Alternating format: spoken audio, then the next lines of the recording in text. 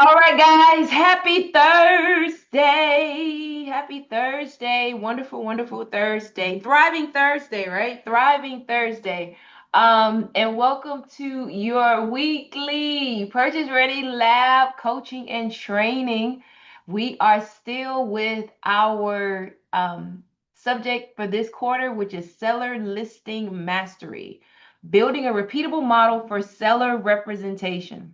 All right, because we want to build a business and not a hustle, right? We are building a business and not a hustle. For those of you, I see all familiar faces in the room, but for the guest that's gonna join us on the recording, my name is Ray Cole Jackson. I'm a South Florida finance and real estate attorney. Originally from Florida, I love all things real estate. All things real estate. Um, Started my attended the University of Florida for undergrad, so I'm a Gator. I bleed orange and blue all day long, whether we're winning or losing. Moved to California and got my law degree from Santa Clara University, where I was the founder of the Real Estate Law Society. Again, guys, I've always loved real estate, everything real estate. My undergraduate degree is in criminology. I don't know. I don't know what I was thinking. I don't know. I don't know. But yeah. Um, and came back home to Miami. That's right, go Gators. Came back home to Miami and got my LLM in real property development from the University of Miami School of Law. So go Cane secondarily, right? You can't be from Florida or Miami and not have a degree from UM, right? Licensed realtor in Florida and Georgia, and licensed loan officer in Florida and Georgia. So all things, absolutely all things real estate. We are super excited. We are full stream ahead. We've launched Purchase Ready, our Purchase Ready ecosystem. You guys know that we have the Academy, and the Academy is where the lab is housed under. It is your opportunity. It is one guided path from learning to closing. Those of you who've been with me for forever, you know that I am not just an information person. What happens next? Implementation. So we expect one guided path from information to implementation, one guided path from learning to closing. You guys don't learn all this information to not get the fruits of your labor of learning, right? And so with the academy, you guys know that the coaching that's provided to you and the resources that's provided to you is born out of our operations of real estate purchase ready homes, our operating purchase ready lending, and our operating purchase ready title and escrow, right? So what we want to ensure that you guys have access to, and you're going to start seeing more messaging around this, and really also more onboarding opportunity to the lab and the services that are available to you, right? So done with you business development, so that you guys can learn how to build the business behind the agent. You are building a business, right? Not a hustle, a business. And businesses have support, they have leverage, they have teams, they have areas of specialty, right? So we want to make sure that we do that. So where have we been over the last? We're in our third week of this emphasis, listing mastery emphasis. Over the last 2 weeks, we started off with just again the reminder that we're running a business, not a hustle. And we know that when a real estate school teaches you how to pass the test, it does not teach you how to run a business. And every opportunity that I get, I'm going to remind you that you are not simply a real estate agent. You are the CEO of your own real estate company. You are an agent CEO. You are an agent CEO, right? And businesses have systems. Again, they have staffing, they have support, they have branding, they have marketing, they have all the things. Now, you guys, you get the liberty of and the blessing, the benefit of being able to run what I describe as a lifestyle business. You have the ability to run what I call a lifestyle business, and that means you're building a business that fits your lifestyle. Now, make no mistake. To whom much is given, much is required. If you want to be Jeff Bezos, if you want to be Mark Zuckerberg, if you want to be Elon Musk, that's a huge business. But you can build a business that supports the lifestyle that you want to live, the initiatives that you want to support, all the things, and it still feel good, right?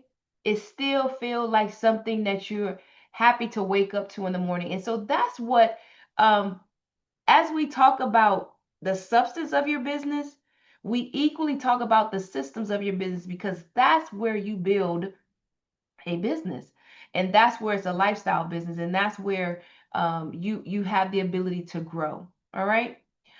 With that being said, grab your handout. Looks like they left off your handout reminder. So labhandout.com. I'm going to type it in the chat. Labhandout.com. Looks like we are labhandout.com. Labhandout.com. All right. All right. So today's discussion on the topic of building a repeatable seller business, we're going to talk about the database. And for some of you, you'll be like, I'm good, Rico. Like, I have a database. I'm using it regularly. I'm cleaning it up, all the things. And others are going to be like, oof, I've been meaning to get to that. And that's fine. We all are going to operate in be on various points on the spectrum. But can I tell you, as even the person that has a database that they believe is clicking on all cylinders, you're going to have an aha moment, because there's always room for improvement.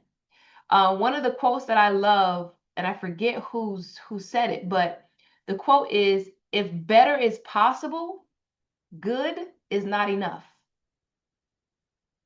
If better is possible, good is not enough.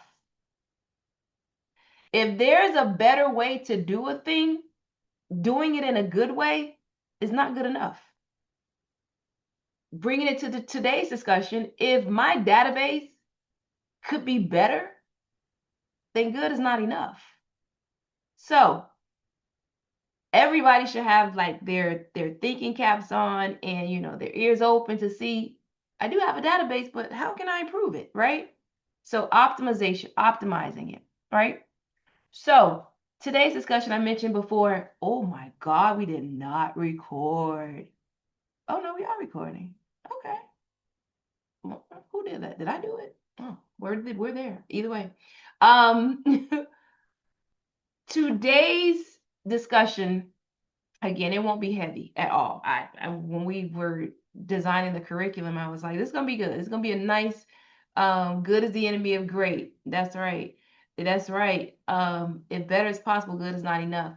Today's discussion, again, is just to give us an opportunity to lift up a little bit and just look at one of the core engines of our business. You guys realize you're on social media. If you pay attention, if you're one of the ones that take social media seriously as far as the building your business, you know that one of the main things they teach you is be sure to take your contacts off of the platform and onto your email list, i.e., your database. That's one of the foundational concepts in social media marketing. Do not live by, die by your 50,000 people that are just following you on social media. That won't serve you well, because number one, remember, number 1, 2, 3, 4, and 5. What if that shuts down? Then all of a sudden, what happened to the 50,000 followers you had? They're gone, right? Now let's take a step back. Not that drastic. What if I just decide, like a lot of people are doing, if I want to, I want to take a break from social media. Now your messaging is not getting in front of that person. So for that reason, I want us to take a step back and look at our database, our CRM, really as, like, back in the days, you call it your black book. But you're like, if somebody told me right now, get on the phone and call 10 people. No, I'm not gonna say 10, because you could just use your phone for that. Call 50 people. Call 50 of your prospects, 50 leads, And not only that, be clear on where they are in, in their, because we're talking about selling their journey.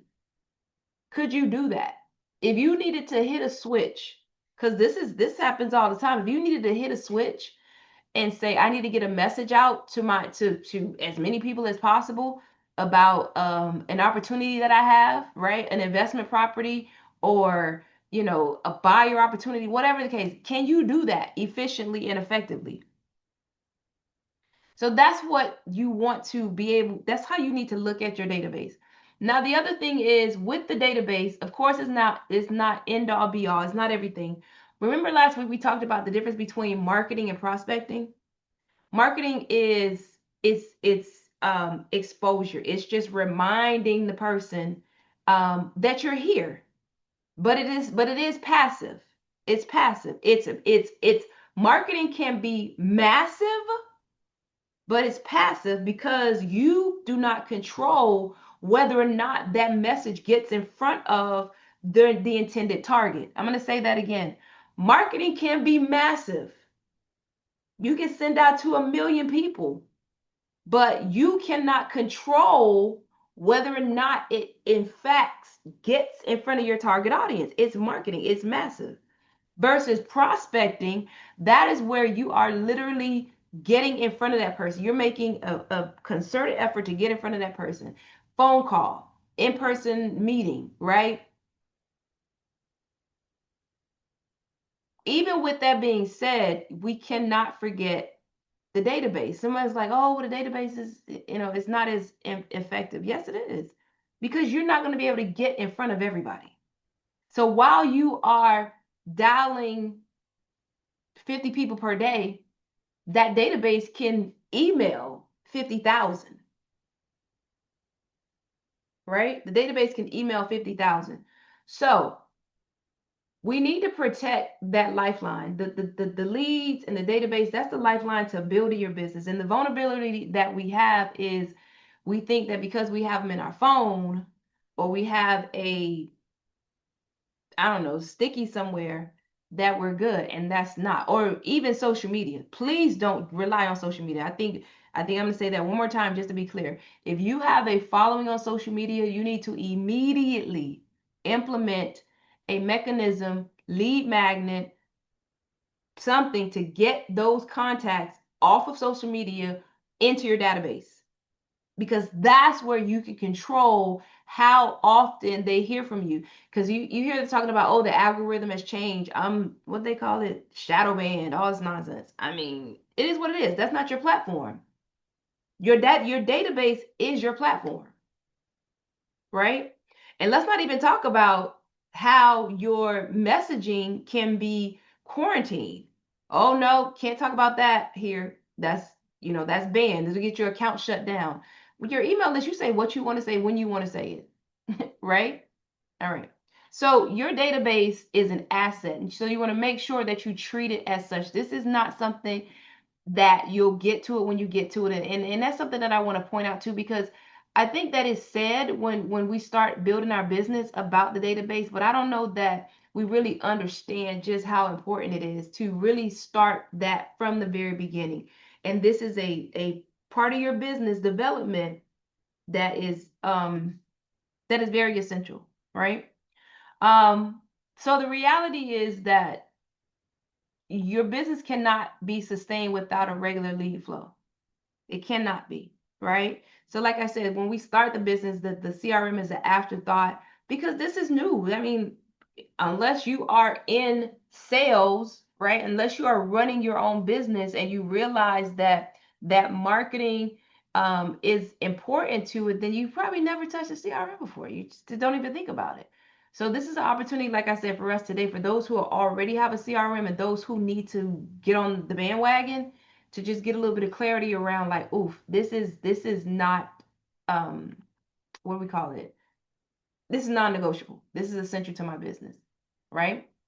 All right. So one of the last things we want to hit on that point is, without a system for capturing, organizing, and nurturing the leads, you're constantly forced to start over. And remember, that's the whole essence of this quarter, making sure that everything meshes together. We're not just haphazardly doing things. A system follows a organized process, right? So again, reminder that no lead should just live in your phone. As soon as you get a lead, drop them in your database, and they're getting emails. Some agents, not many of them, but some agents, they're good about this because I get emails, not many. I would say probably 1% of y'all. I'm in your database and I'm getting your emails that go out. And I love that for you. Because you took the time to really clearly, you took my number from my email address from and number. Some I'm getting text message from one agent. But I get emails from probably about 1% of you guys. But everybody's a lead, right? Everybody's a lead. So the reason why again you want to make sure that you have this database in place is because this is leverage. This is leverage. This is your leverage. This is your mass marketing leverage. Because we know that you're going to need to get on the phone. When you can't get in front of those people because you're on the phone, something is staying in front of them. And again, like we mentioned last week, this mass marketing makes this contact warmer because you're getting on the phone saying, hey, did you see what I sent you about the new underwriting requirements for condos? If you know you have a condo seller, yeah, this is how it impacts your ability to sell the property, right? So, and they're like, oh, I didn't know about that because you want to have that conversation, right?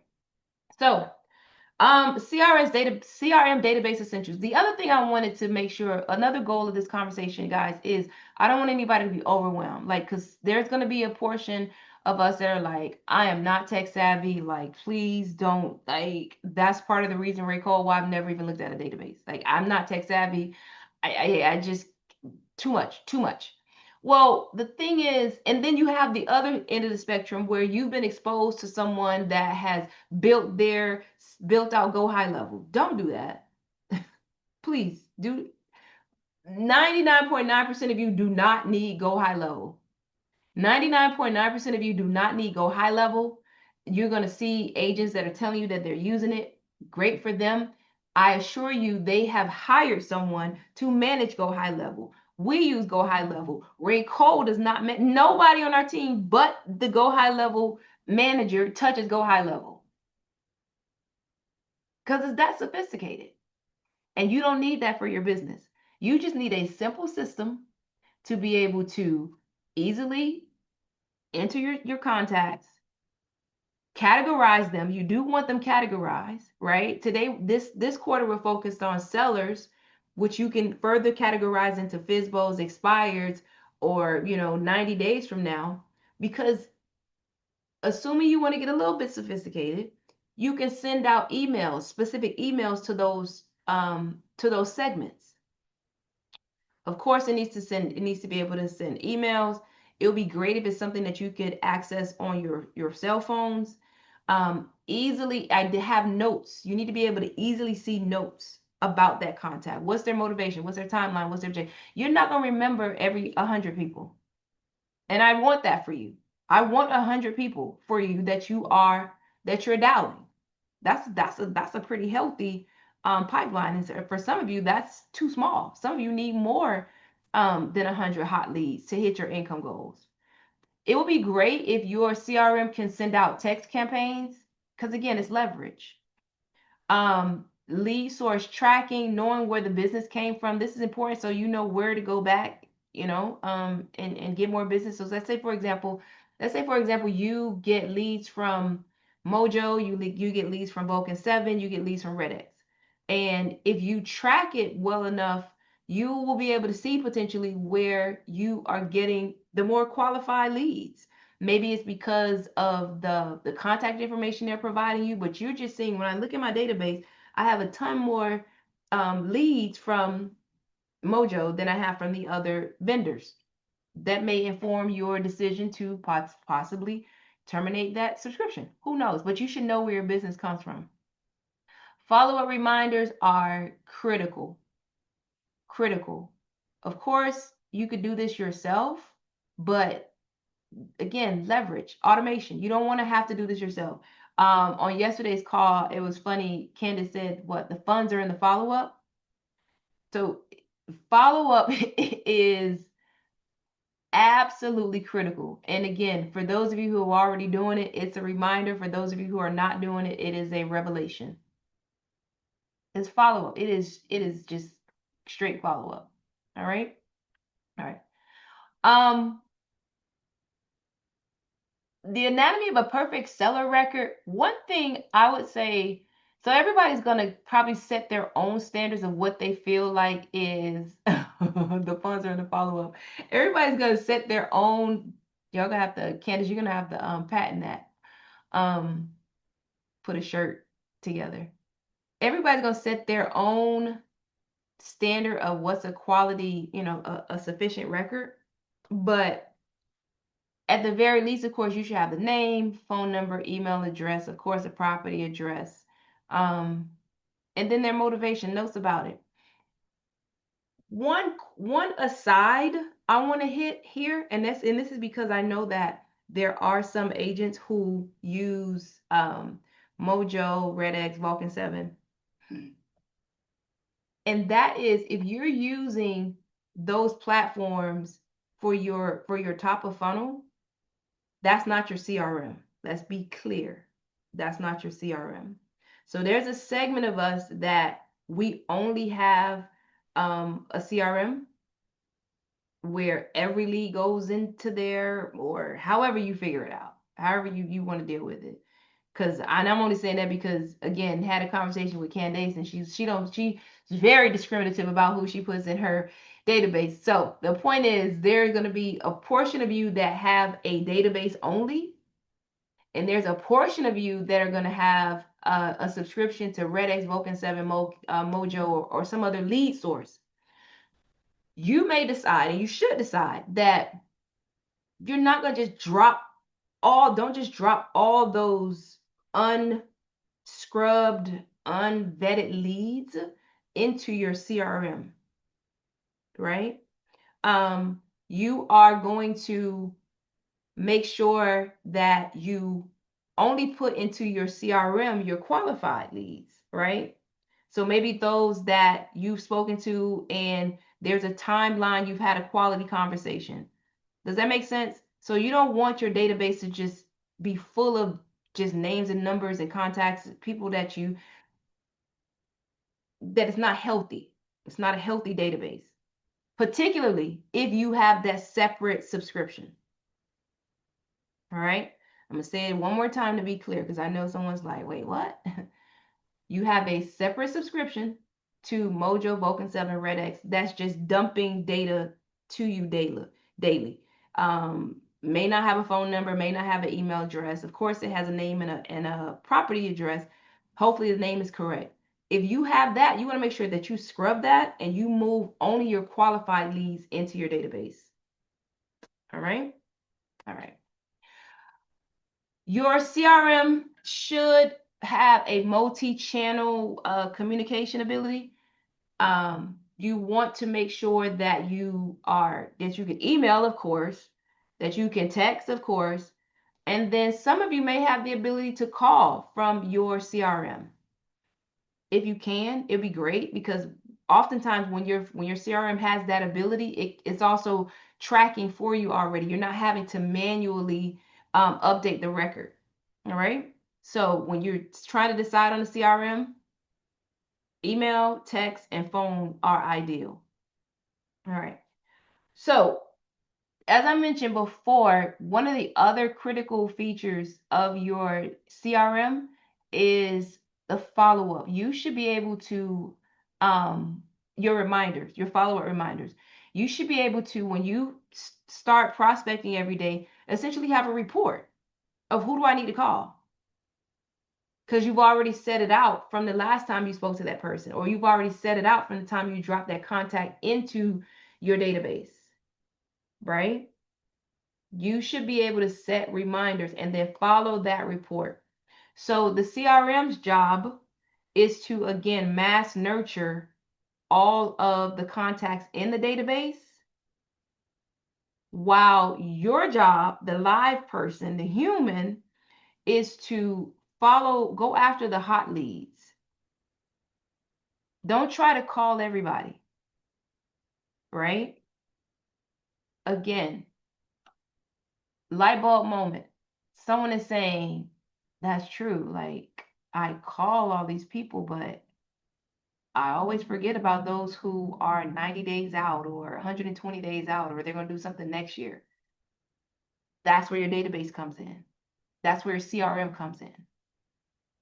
All right. So that's not neglected. Now, the messaging around the nurturing in the CRM and the messaging in the CRM has some key objectives. One, familiarity. Again, remember, it's so that when you call, they recognize your name. Oh, hey, Della. Hey, Alicia. Right?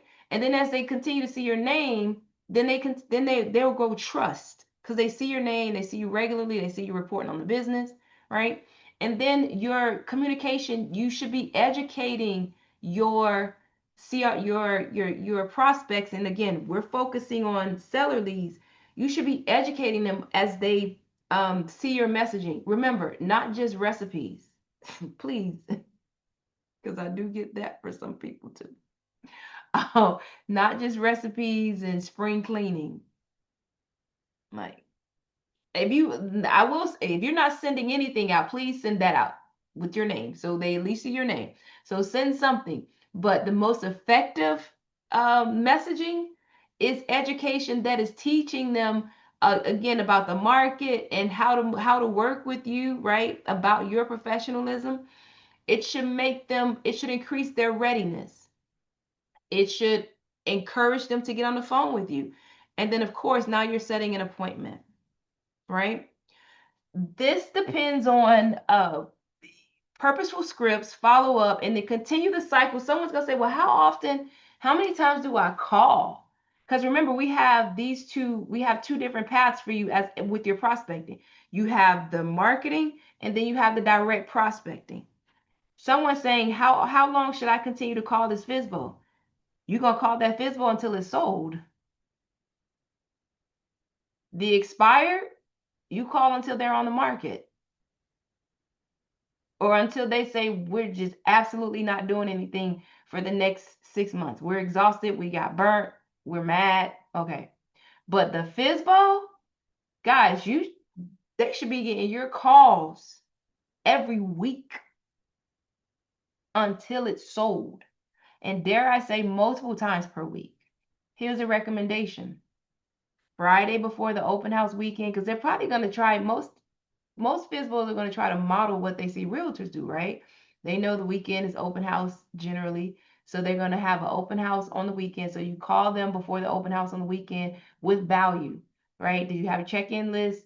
You got your draft as is contract. You review the contract. You have your commission agreement that someone's probably going to present to you. Or you got it? Okay, boom, great. Monday, how did the weekend go? All right. And then Wednesday, an email, text message. But you're hitting them at hot points. Friday before the showing, before open house weekend, like they're going to try and do. And then the Monday after, how'd it go? And again, some may be successful in selling. That's fine. But can I tell you, most will not? I forget the number, and I'm going to get this for you guys. The number of FISBOs that ultimately list with a realtor. Because 100% of FISBOs don't sell themselves. They do not, right? And it's just up to you to be in front of them showing value when they make the decision like, this is a little bit harder than I thought. I'm tired of this, right?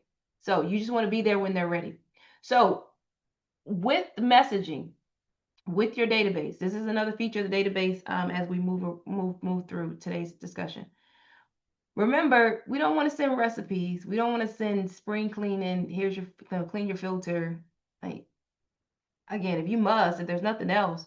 But curated seller messaging looks like market awareness, helps the seller understand current conditions. What about inventory, buyer demand, price reduction, days on market? What's going on with the interest rate? How is that going to impact the offers being made, right? Messaging around seller readiness, helping the seller prepare before they list. What repairs must be made and what can wait, right? Photos, why photos are important. Getting some pre-listing due diligence inspections, right? HOA and condo issues, making sure that they get ahead of title concerns. Again, showing that you understand their plight as a seller. Showing that you understand their plight as a seller. Because what ends up happening, guys, when you send this stuff out, they're like, man, she's talking to me. How did Angel know? How did they know that was my thought process? This is where we talk about messaging to your avatar. Who is your client? Who is your avatar? Right? What is the FISBO worried about? They know that they've done a little bit of research and they're watching what the agent, okay, the agent put a sign up, I'll put a sign up. Okay, the agent did a mailer, I'll do a mailer. Well, what are they not doing? What are all the things? What are the one of the best graphics that you can use for at listing appointments, guys, is the graphic where you can either use an iceberg or a tree. And you show the tree, these are all the things that the public sees you do as a realtor. But beneath the surface, all the roots that they don't see you doing. Visuals work very well, right? So by week 2, the FISBO is feeling all these things. They're not going to show it, but they're feeling the roots. Like, oh my God, what are all these random calls? People asking me crazy questions. Like, why are they asking about the roof? I'm going to tell you why they're asking about the roof. Homeowners insurance. See, you don't know that. All right. So messaging around decision support, helping sellers decide whether or not they should sell, wait, rent, relist, or adjust. And your authority, agent authority, show how you think, how you solve problems. Your agent resume, that should be one of the first things that go out when you make contact with the prospect. But then you just continue to pepper in your authority with the messaging that goes out to the prospects through your database. All right. So one of the last things about messaging, because this is important, we want to make sure that the messaging is not generic. That's when you get what do you call it? Unsubscribed. I'm gonna say it again because this is the most common one. You're like, Ray Cole, you say it one more time. You will get unsubscribed sending recipes. Stop it. Like they don't need your recipes. Like, please, how am I gonna sell this house? Right? That's what they want to hear about. So you want to use content that is familiar, useful, credible, right? You want messaging that's going to say this agent is paying attention to the market. This agent is helping me before asking for business. That's important for FISBOs. This agent understands my situation. Again, all the roots, the stuff that they don't see. This agent knows what sellers need to do next. This may be the person I should talk to when I'm ready, right? Because you're just showing you're talking directly to them, right? With your messaging. Um, Here's a test when you put together your emails that go out. Is this specific to sellers or homeowners? Does this educate the prospect on the next step? Does it show how I think as a listing professional? Does it create a reason to respond to me? Does it create a reason for them to respond to the email? I literally respond, and I like to do this because I like to show people when that I'm on their email list that they're sending value. I'm sure most people don't respond, but I'll respond and say this was good because you helped me. I mean, I may not be ready to purchase a service right now today, but I am one that will respond to a mass email and say, yeah, this was good. Like, thank you. This is something I didn't have to go search for. And that's something that you can look at too. What messaging, what information can you send out to a prospect that they didn't have to go search for, right? Um, and this just came to mind. What about, because this comes up in title, what about tax preparation, tax planning for a sale? Uh-oh. If it's You show them the decision matrix. Is it a rental property or is it a personal residence? Again, you're not a tax professional. You make sure you put a disclaimer at the bottom. But tax planning in preparation for a sale. That's good messaging. They get it. They're not just focused on what they do. They understand how this impacts me, right? If it's a buyer, how does homestead work? Why are you going to file for homestead exemption? And then in Florida, talk about the different additional exemptions. Veterans get a reduction in their ad valorem taxes, right? Certain age groups get a reduction in their ad valorem taxes. Portability. So just all the things that really, really, really touch and concern that segment in the audience, right? And then lastly, does it make me more familiar and credible? You look very credible when you're sending this type of quality information.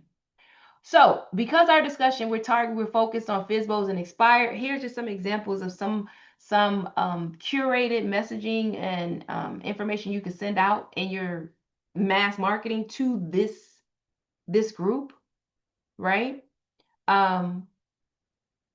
Seller safety checklist, FSBO seller safety checklist for open houses, right? Buyer qualification guide, likely buyer avatar. If it's an expired seller, pricing relaunch snapshot, online presentation, audit, showing, audit, in-person showing, audit, right? Lighting, smells, clutter, and then of course your resume. That type of stuff, like they won't unsubscribe for that. Now, the last thing we're talking about is your management of your CRM. So we've talked about why you need a CRM, the uses of your CRM. We talked about the messaging that should go out for your mass marketing. What does this rhythm look like? So every week you should be cleaning up your CRM. Of course, every day you should be adding a new leads. Every day you should be adding new leads. Again, going back to your business plan has already told you how many qualified seller conversations you need to have in order to, based on your conversion rate of how many listing appointments you're going to get, and then how many listings you're likely to take, how many are likely to close. That figure has already told you how many leads you should be trying to get into your database each day, each week, each month, each year. Once they're in there, deploy the marketing. I'm going to pause there. Once they're in there, deploy the marketing. You are marketing to them at the same time that you're prospecting. Prospecting is the phone call, but they're continuing to get your emails, your marketing, while you're following up with them directly. As soon as they are in your database, deploy your marketing. Now, taking the step away from, as I indicated earlier, about a simple system, because that works. But for those of you who have a little bit of bandwidth to go beyond a simple system, I would recommend that there is we call it a funnel. So there's an email sequence based upon that lead type that's going to deploy as soon as that lead is dropped into your CRM, right? You can call it an action plan. Mojo calls it an action plan. There's a sequence. There's curated messages that as soon as that person, if FSBO A drops in on Monday, they're going to get 1 through 7 Tuesday through that next Monday. If the next FSBO drops in on Tuesday, they're going to get 1 through 7 Tuesday to Tuesday. Does that make sense? So if you got a little bit of bandwidth, you have some capacity, it would be great if you had a email and text message funnel specific to the lead type that will continue to market to that prospect, market to that lead while you prospect, while you follow up over the phone. All right, which is here. Add the lead, deploy the marketing, deploy the prospecting, the call. And then, of course, you clean it up as you go. All right. All right. So based upon what we're just talking about, here's a quick visual. So remember, track 1 and track 2, they're being deployed at the same time. Track 1 is the mass nurture. Again, those are the ones that are going to get that email. That's for your broader database. And again, doesn't even need to be highly sophisticated, but your CRM can send multiple messages at the same time, right? So a FISBO can drop in and get on your 7-day, 21-day action plan and still also get the weekly email that was going out to the full database anyway. Does that make sense? All right. So that's why a database works, mass nurturing. All right. And then track 2, for those you have specified, this is a hot lead. Those are the ones that you are getting on the phone with. Those leads are the ones that are most likely to have you're going to have a real seller conversation with. This is where you're going to spend your time dialing, right? This is where you're going to spend your time dialing. All right. So again, high level. If you have a database, what do we need to add to it? If you do not have a database, let's get a database, right? Let's make sure that we are daily adding to the database so that the machine can do its job with the mass marketing. Let the machine do its job while you do your job of getting on the phone, right? Weekly value message going out to everybody, even those that may be getting some specific other messaging. Everybody every week gets an email. Make it a newsletter, but every week they should hear from you. Make sure that you pay attention to replies and clicks. If you have it to where you can track who's clicked on the link, and then of course clean it up as you go. Don't wait. Clean it up as you go. Right? Every time you touch a contact, and then monthly you can send like a market update. So like for example, Beaches MLS, Our World, on social media they send out, here's your monthly report for your real estate needs, whatever, and they sort it out. Grab that. You don't have to develop this yourself. Grab it, put it in your CRM, and email it out. Right? Make it a one-page email, or even maybe link to it. Right? But that could be your market update. Again, you don't have to do the work. And then review your lead sources, making sure you know exactly what's working, because again, remember, we have at the beginning of this, we've decided that we have a revenue goal.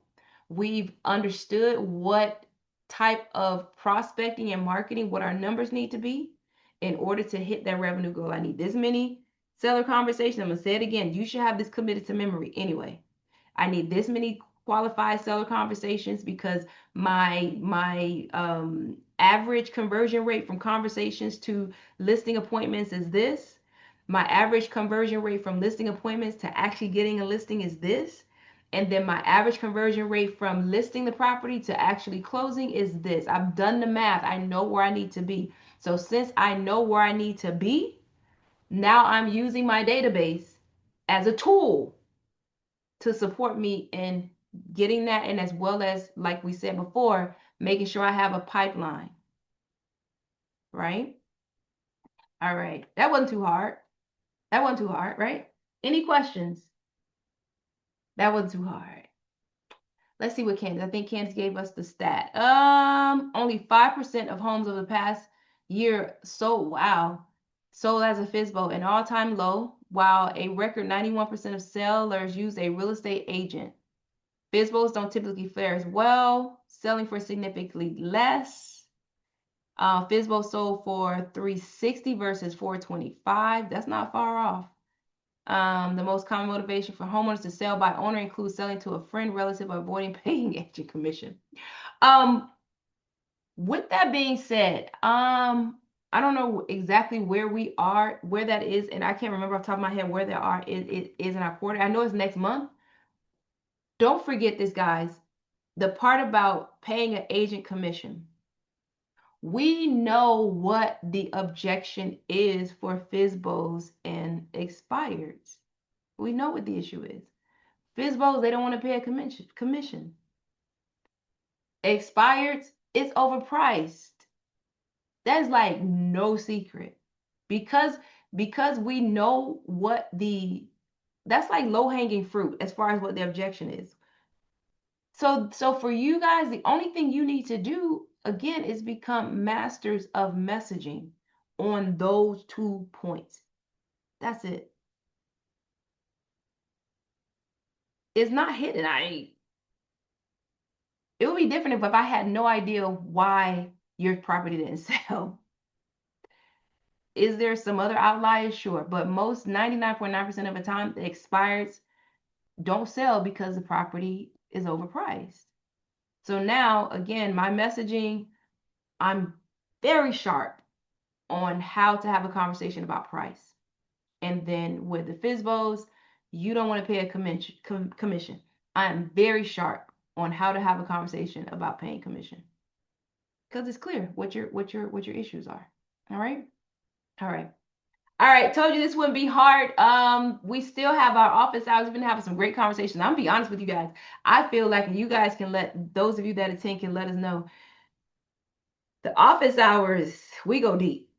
They're almost as heavy, not almost, they are as heavy as the Thursday training. So again, for those of you who have questions, and especially the newer agents, don't think because you just gonna say a pound for 30 and it goes fast.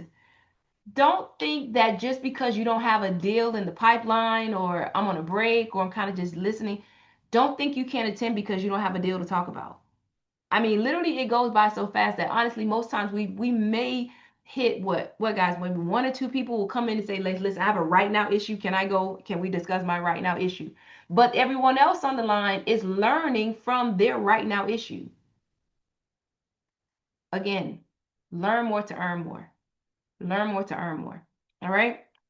Um, Make sure that you have the training calendar synced with your calendar. If you don't, make sure you can use this QR code to sync it. If you're not getting text messages, make sure that you can use this QR code to make sure that your contact information is accurate. Don't block anything. Um, or I don't know, Rico was some folks were having issues and she was identifying why they weren't getting text messages. But if you're not getting text messages, that's what's going on. All right. All right, guys. Outside of that, the recording will be up. Follow us on YouTube. YouTube, yep, for the notification when the recording goes up.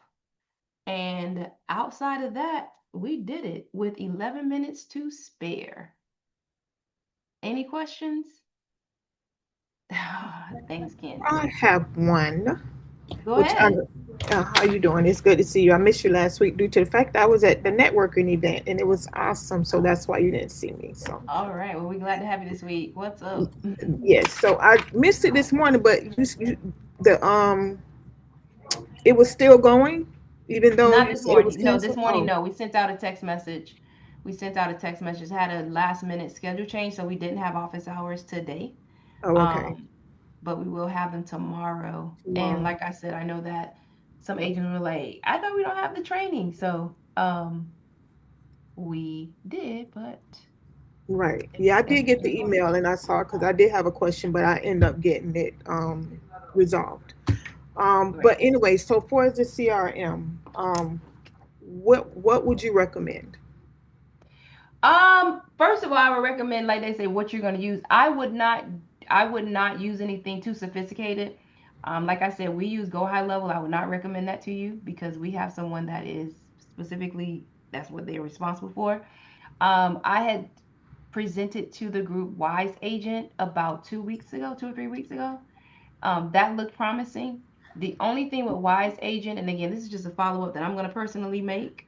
Um, okay. We're gonna let you talk about that Hansel in a second because you do need to expose that. The one caveat with Wise Agent is for some reason it is not integrated with the Palm Beach MLS, which is now, of course, Palm Beach, Miami, Port St. Lucie, and Martin County. And the only the what you miss with not having that integration is that the system does create flyers, it does create social media posts, and it just won't pull in the listing information without that integration, but you can always manually input it. But with that being said, Wise Agent is one that I recently looked at, and I think it's promising for agents. Again, I wouldn't recommend you go high level. So that's Okay. Wise Agent. The another one was I think it's Lion Desk. I looked at a while back. For those of you in the chat, what are you guys using as a CRM? I know some of you probably use what your office provides you, Yeah. which is a good. Candace Oh, uses Follow Up Boss. follow up. Um, I'm gonna go on record and say this about Follow Up Boss. Oh yeah, Lofty. Lofty is expensive unless you're with a brokerage that subsidizes it. I'm gonna go ahead and go on record on this about Follow Up Boss because I looked at it. They're now owned by Zillow, and yeah, data, data, data. I'm not willing KB to. Core, Bold Trail. Yeah, KV Okay. Core, Bold Trail. Um, KV Core I've looked at before. KV Core can be a bit, the bar can be a little high to get it going, but it's a powerful system. And that's what I'll say too, guys. Oftentimes, the ones that are like just do a million things, they're just above and beyond what you need. You need a database that is going to allow you to put up a what's my home worth page. Exactly, they're overwhelming. You need a database that's going to allow you to put up It's a quick simple. landing Yeah. page.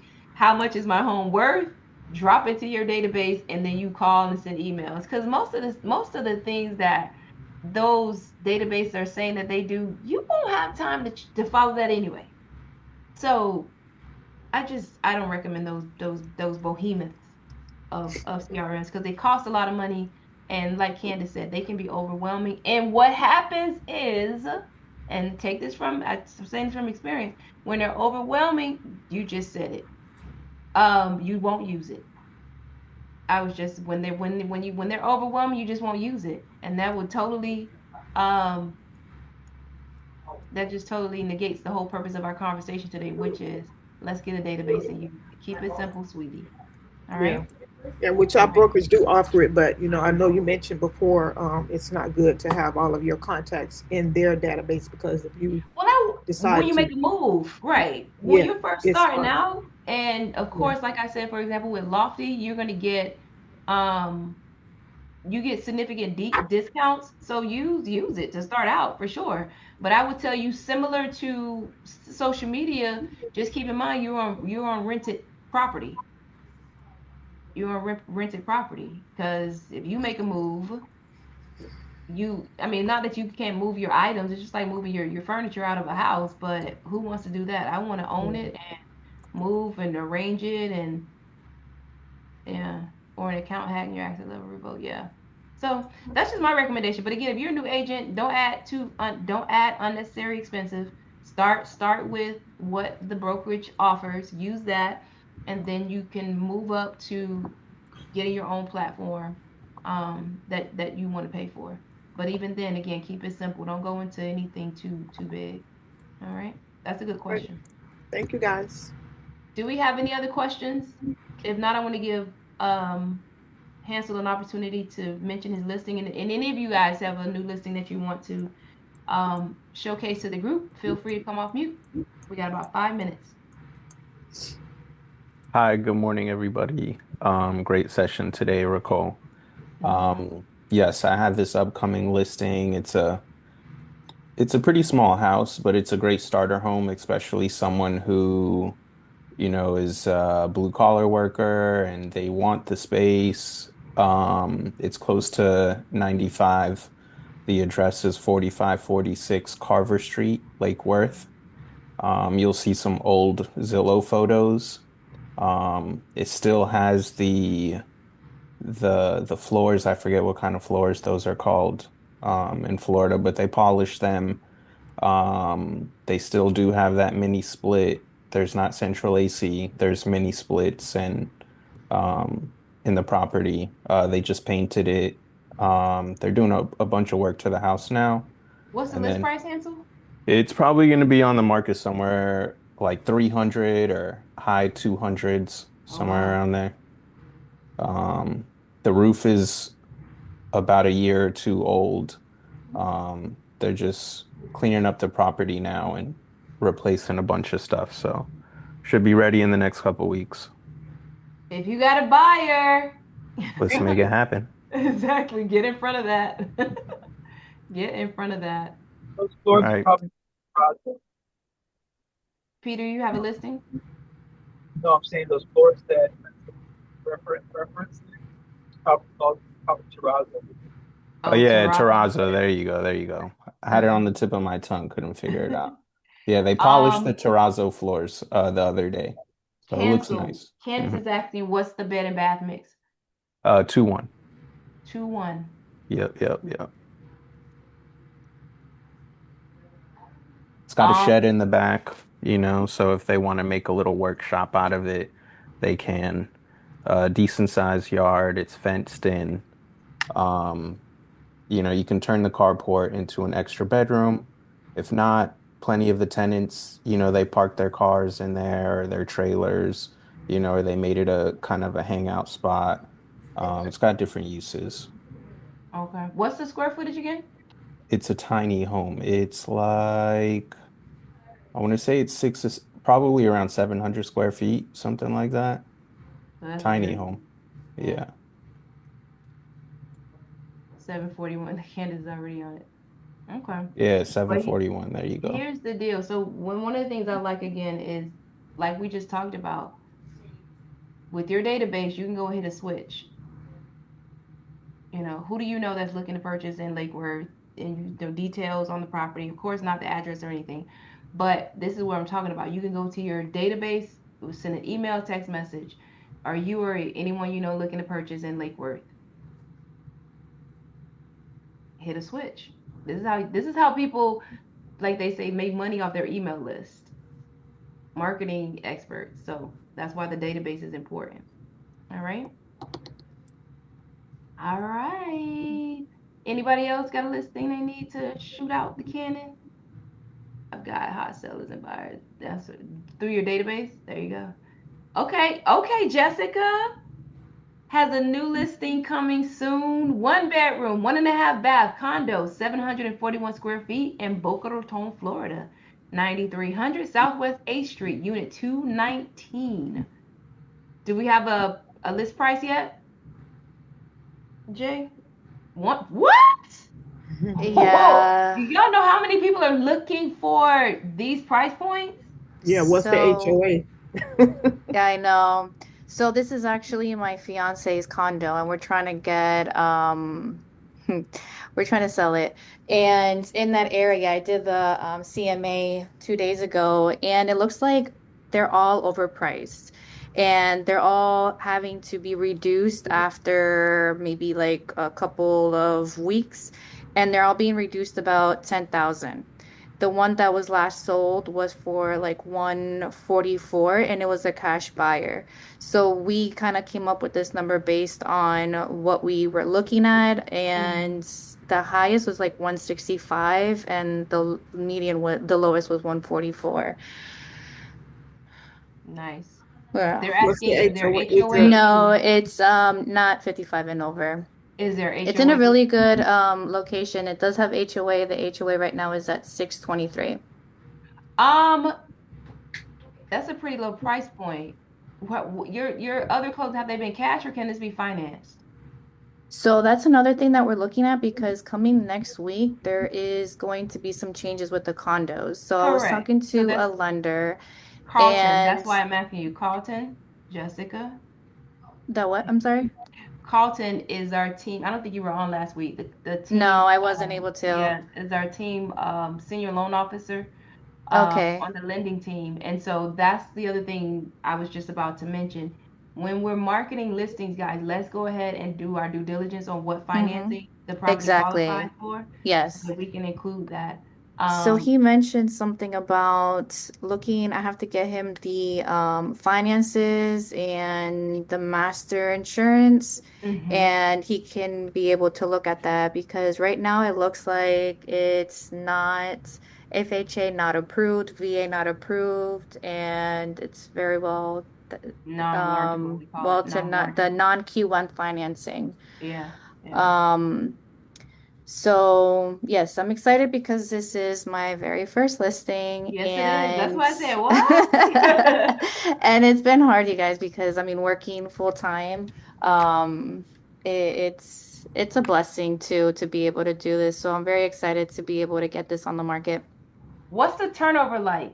Let's go ahead and deploy what we've learned. What's the turnover like in that community? Is that a community you should take this listing and have babies with it? Market other areas. I mean, other homes to other homeowners in the area. I'm sorry, I didn't understand your question. Do you what's the turnover? How often do properties sell in that community? Oh, in this community, well, this community they have a couple of different buildings. So That was all my next run by question. the How many single units? HOA. So I want to say it's 7 buildings that they have in that area. So this is in Boca, it's on Lyons. It's in a really good location. Um, they have let's see, it's in Palmetto and Lyons. So if anyone is Seven familiar with buildings. that How many area. units? How many units in the community?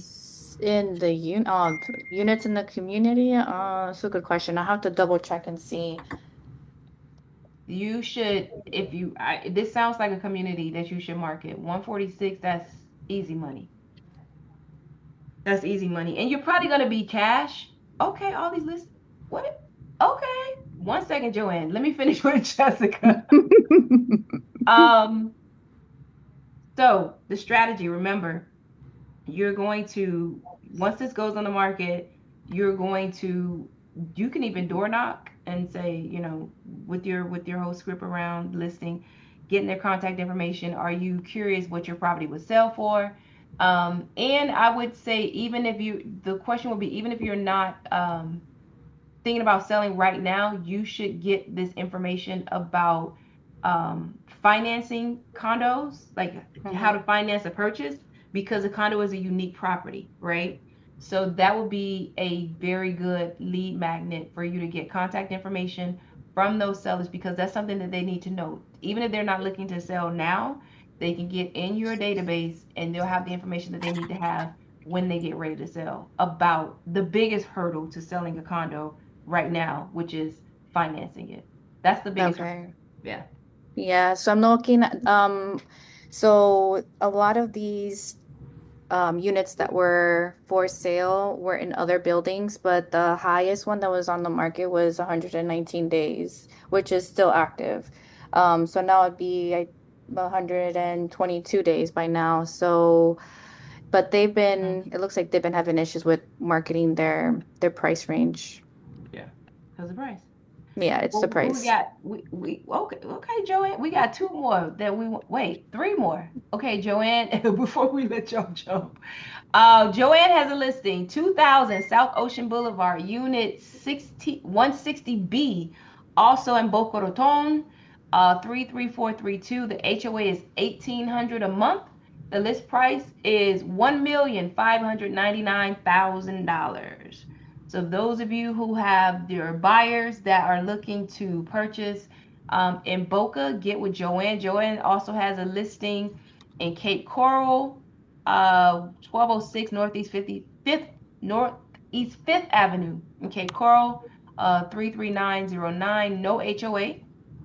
And then land in Loxahatchee, 5.6 acres, $750,000. All right. We're gonna get with all. I'm gonna get Rika to send out an email to everybody with these listings, guys, so we can share the wealth. All right. All right, guys. Good job. I'm excited. Move the market. Don't don't for, don't forget mine on 1910 South Ocean Boulevard, number Night, 112.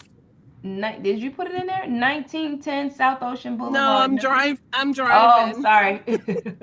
Shoot me an email, Yeah. Sophia, so we can send that out to everybody. All right. Okay. All right, guys. Alrighty. Let's get out of here. Go sell some houses, and I'll see y'all in the morning. Alrighty. Bye. Bye. Yes, Candace, I see it. We'll see in the morning.